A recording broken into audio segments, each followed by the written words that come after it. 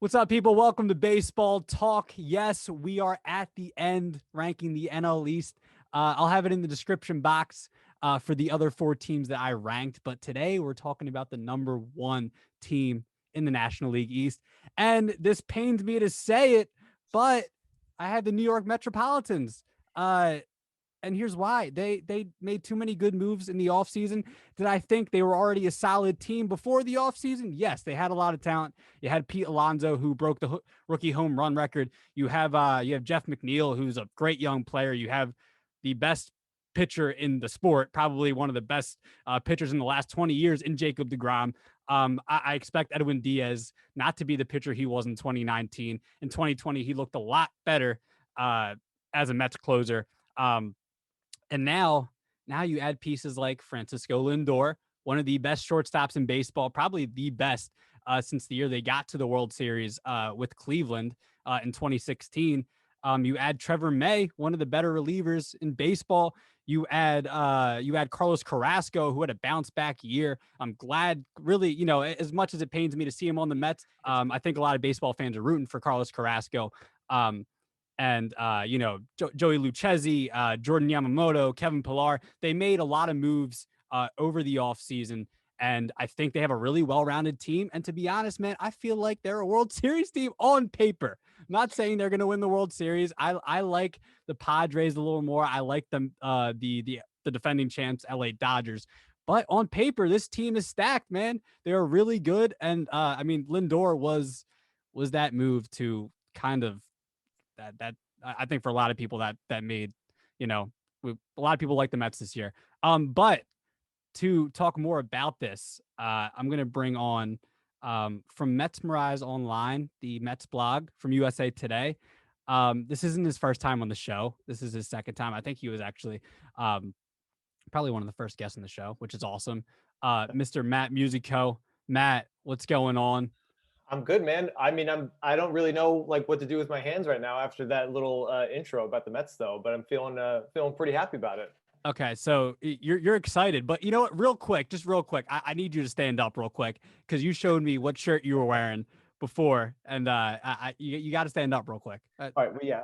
for the people. I'm a huge Rocky fan. I don't hate everything about Philly. So Okay, Philly is good. I actually love Philly as a city, and okay, I think like my deep seated real like fan based hate of other teams has weakened as I've gotten older. Maybe I'm just getting softer, just just appreciating yeah, of all baseball a little bit more. course, But yeah, the Rocky franchise is probably one of the greatest set of movies known to man. If you're asking for my opinion, which I'm an expert on my own opinion, of course. right, So right.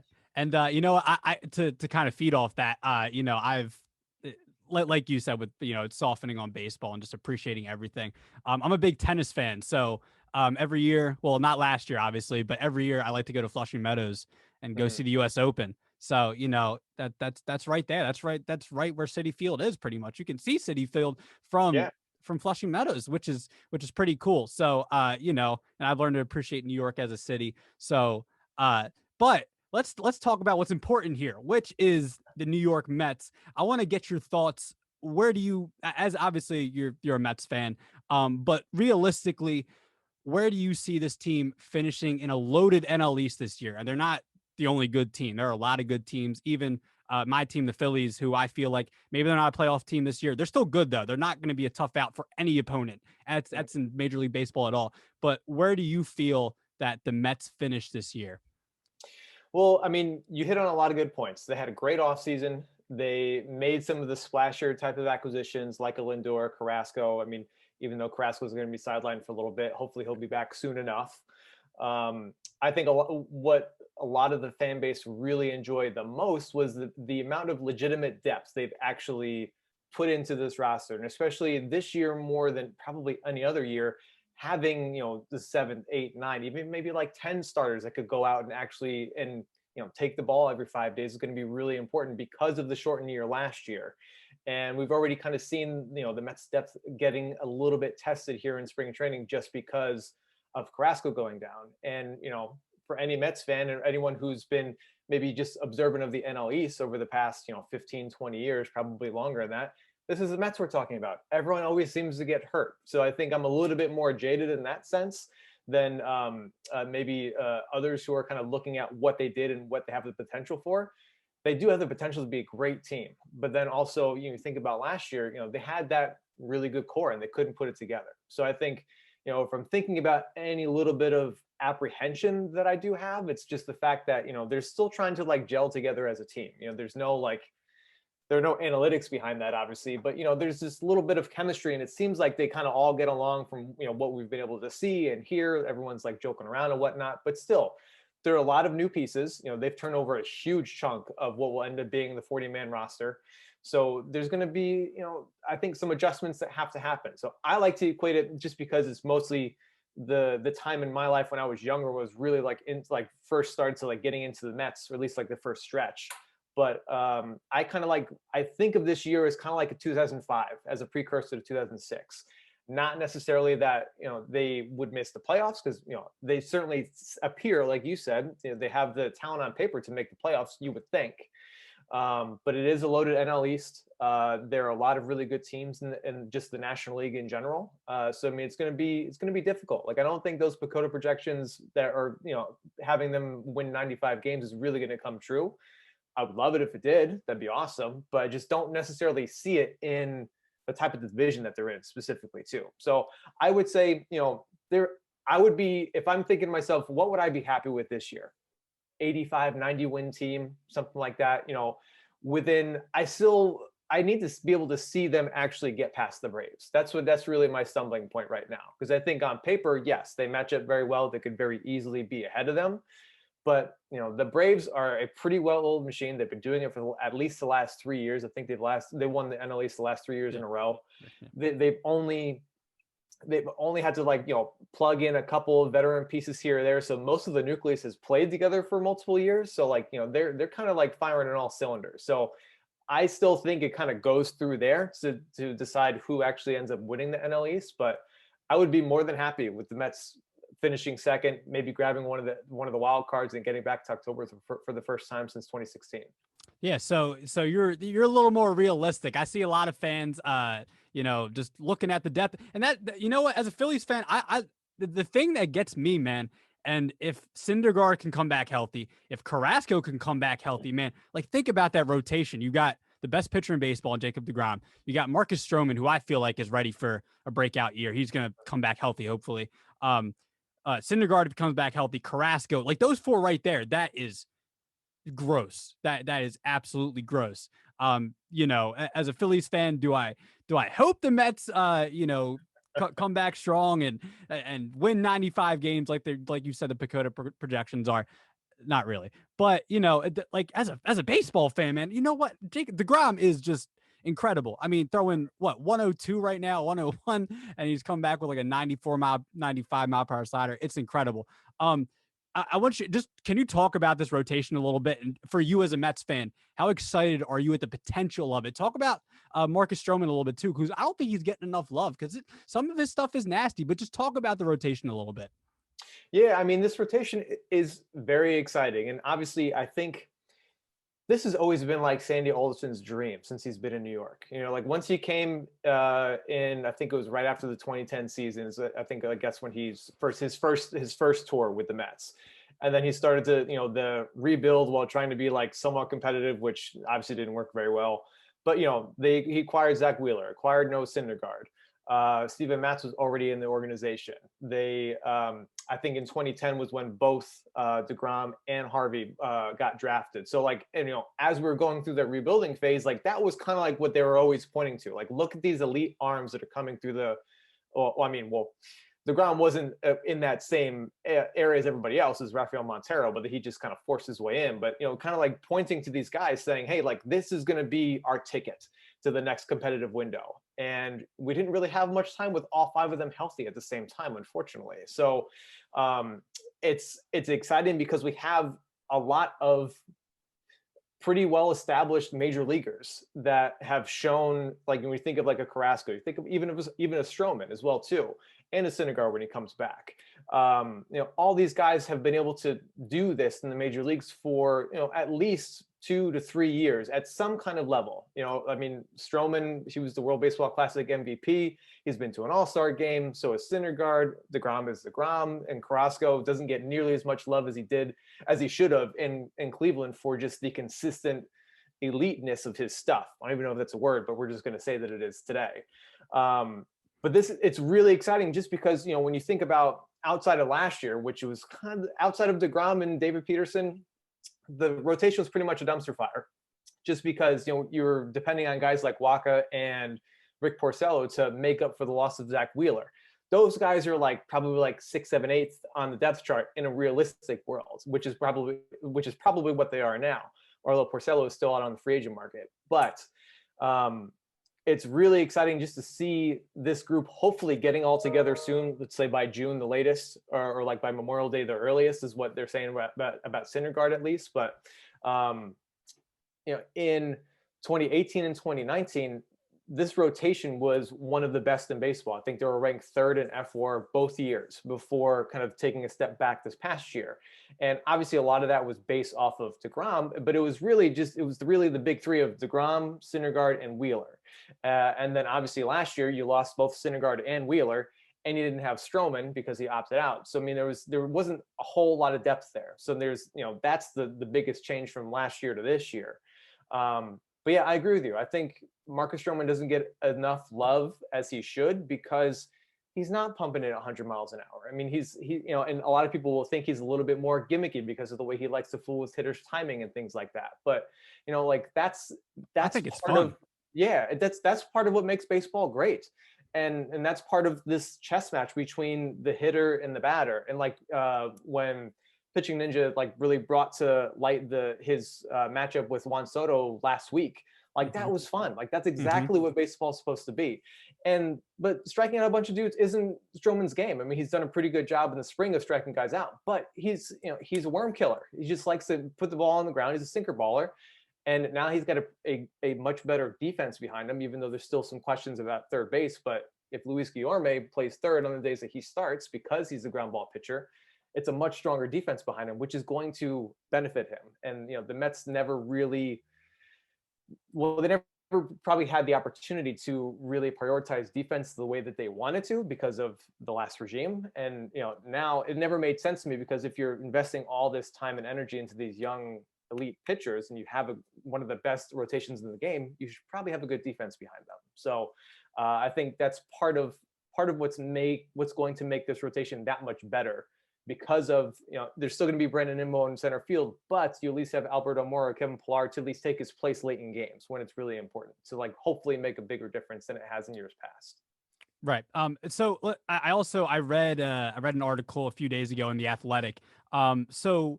It seems like from my outside looking in, it seems like the Mets' 5th starter spot is a bit of a question mark, correct?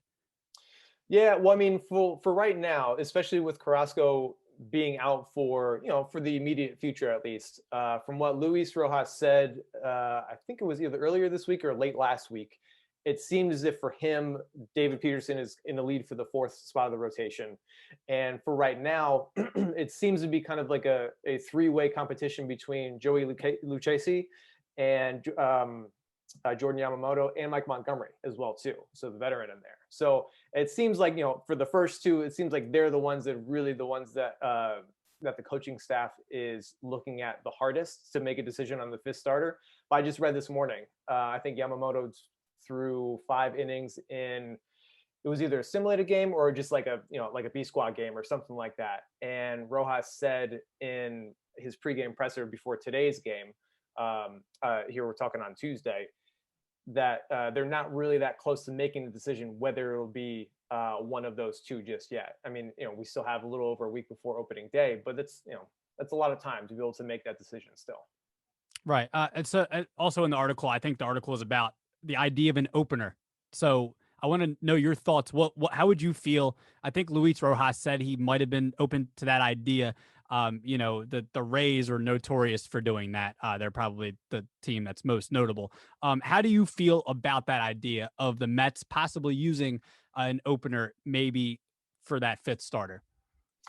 I'm okay with it just because it's nice that they're at least open to different permutations and opportunities to try and get the best out of their players. And um, I think it was mostly pertaining to uh, Lucchesi with regard to him, because I think he's had in the past at least has had some issues with it when the lineup turns over for the third time. So, but it's one of those things where, like, he'll eventually get there if he's going to be a serviceable major league starter, obviously. But there's nothing wrong with throwing like a Miguel Castro out there for the first like inning or so, pumping it really hard, and then bringing a different look of a left-hander who maybe doesn't throw as hard for for the next 5 to 6 innings, whichever way that they can shorten the game to get towards Edwin Diaz, who has really had a great year last year outside of kind of a little bit of a rough start, and he's had a tremendous spring, and it seems like he's kind of like locked in and ready to kind of show why they made that trade in the first place. So the shorter path to get to him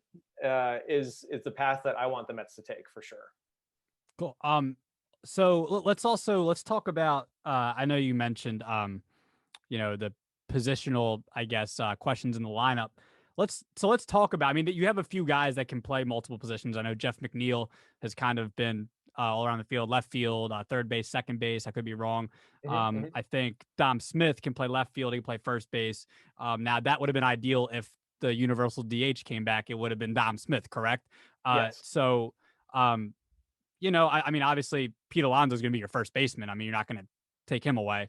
Well, now he definitely is. He's going to Right. have to be, especially with the way he's been swinging the bat. I mean, I think if the universal DH was around, I mean, it probably would have been a little bit more of an even split between the two of them, just because Dom is just the more natural fielder, I think, even though Alonso has put a lot of work into it himself.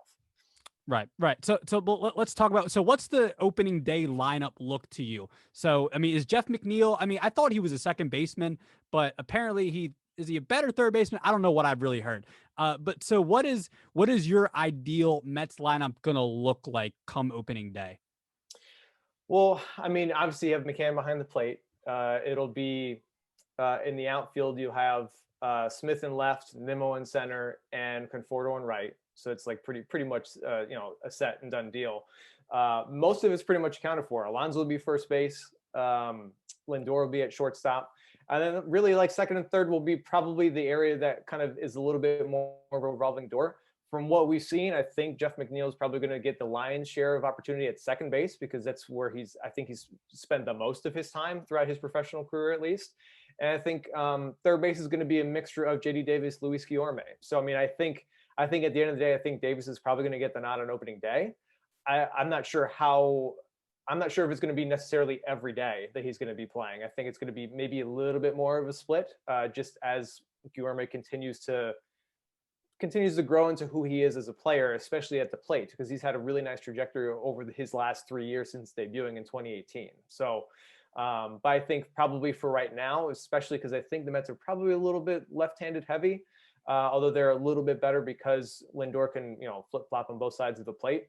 I think probably they would like to have Davis at least to start games because he's also a right-handed hitter, just for the lineup purposes. But I think that's really the only wild card at this point. We don't necessarily see if there's going to be any change just yet. I mean, the Mets didn't actually say that they were confident in him being the third baseman until camp actually started.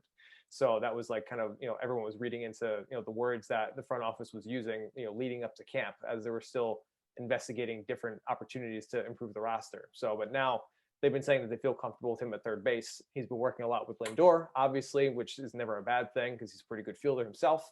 So hopefully he's able to at least show some improvement and be able to provide the bat that he had in 2019, which would be great.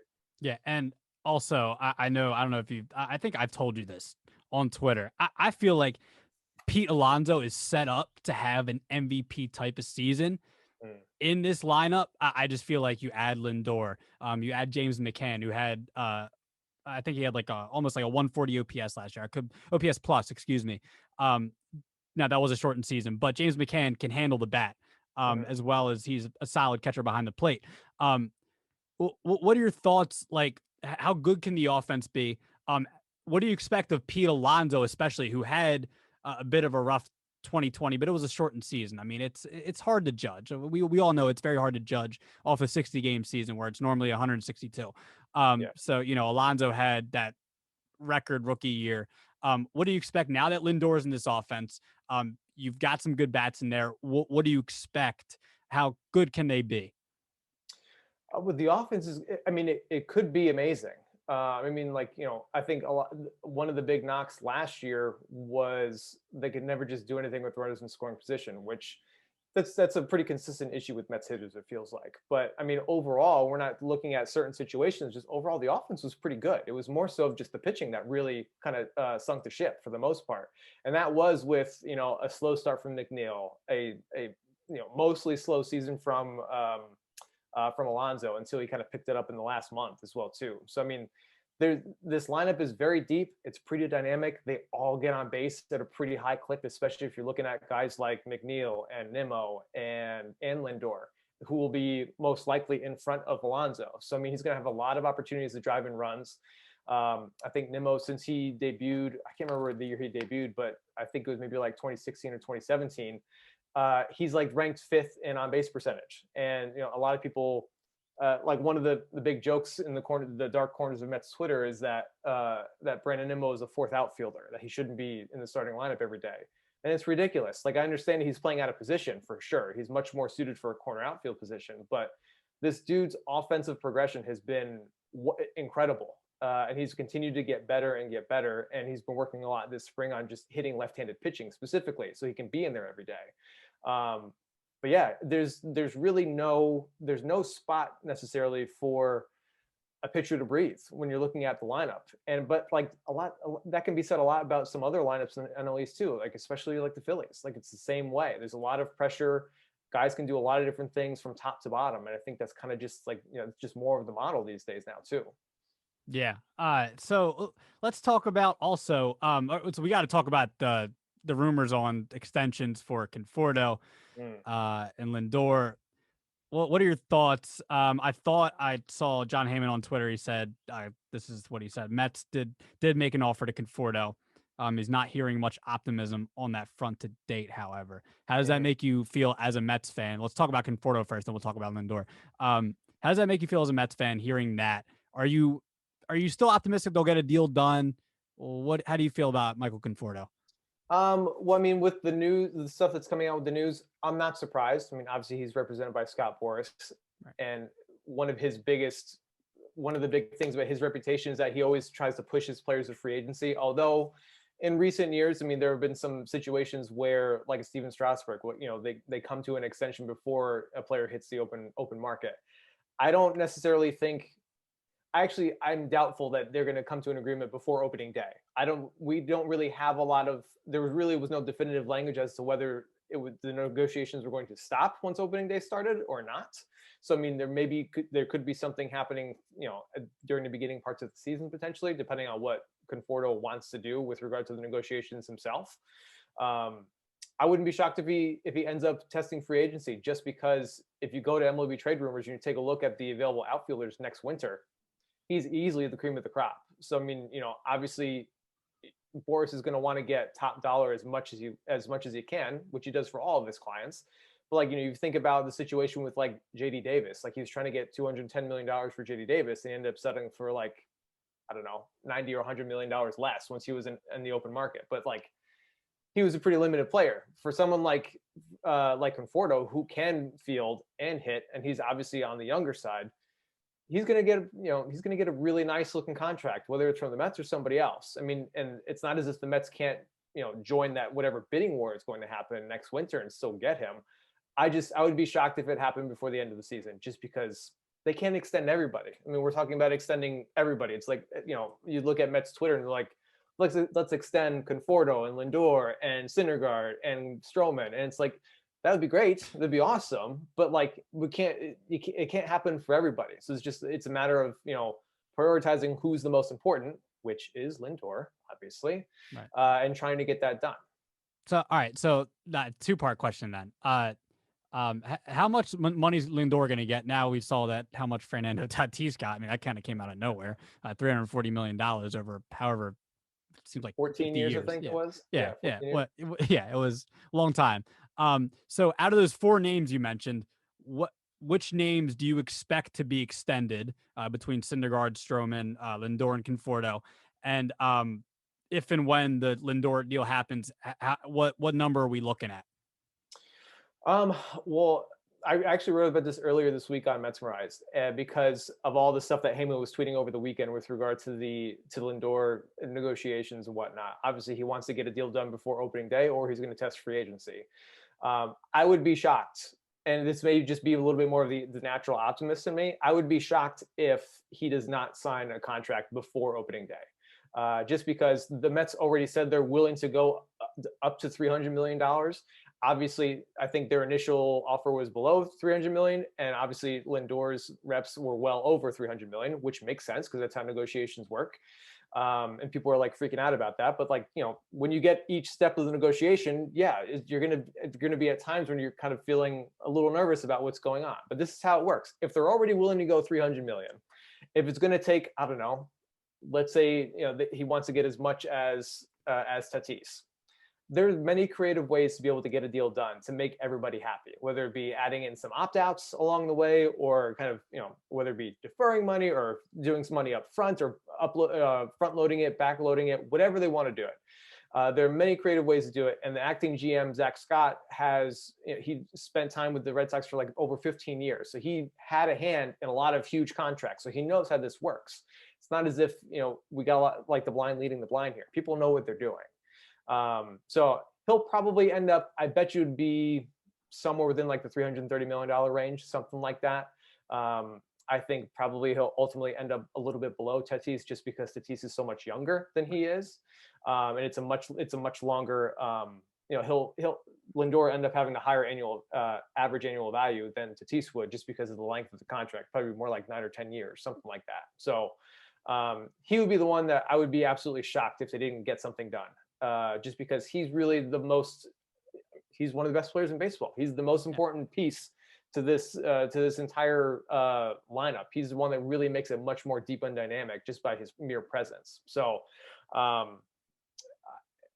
with regard to getting extended, I have no idea what they would even do for Syndergaard and Stroman. Obviously, Alderson said a little while ago that it would be natural to have those kinds of conversations with them.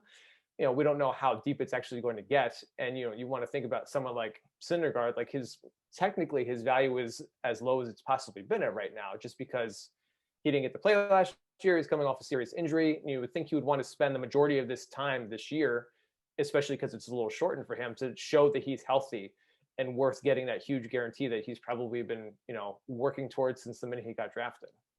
Right. So do you expect Conforto to get that extension? No. Oh, really? How does that make you feel, man? Conforto's been, he hit some big home runs from them in the World Series, right? They lost that World Series, but ever since he's come in, he's been a good player. So, he's been raking the past couple of years. So, how does that make you feel? It may be the jaded portion of myself, like kind of thinking that way, and, kind of hoping if I don't take it too seriously, I won't be actually disappointed. Right. But it just doesn't seem as if, I just feel like Boris's asking price is going to be way too high for the time being, for right now. Maybe in the winter they'll end up just paying it. Just because he doesn't get extended doesn't mean he's not going to come back. Right. But if the deadline is getting it done by opening day, then I don't see it happening, because I think there's not that they can't do two deals at one time, obviously, but Lindor is a more important one. It's obviously the bigger one. It's probably going to be at least twice as much as what Conforto will end up getting on the high end. So I think they're going to spend more time doing that. But just seeing not knowing Scott Boras, but seeing how he's negotiated things in the past and the types of deals he's been able to get for his players and whatnot, I feel like the Mets would probably have to feel as if they need to overpay right now, just to cut off the opportunity of having to get into a bidding war in the winter to keep him around, keep him in the fold. So I'm just unsure. We don't really know. Obviously, the Mets have plenty of money, but they decided to cap their pursuit of George Springer for a certain amount, but they were willing to blow it all up for Trevor Bauer at the same time too. So it's kind of like both sides of the mouth they're talking here. And obviously, Conforto is not George Springer. He's younger, and you think he's still on the upward trend. We still don't know what his peak is potentially, but and you're sure we can be sure that Scott Boras is going to do whatever he can to kind of play that up as much as possible. Yeah, we know as Phillies fans with Bryce Harper here, we know about that.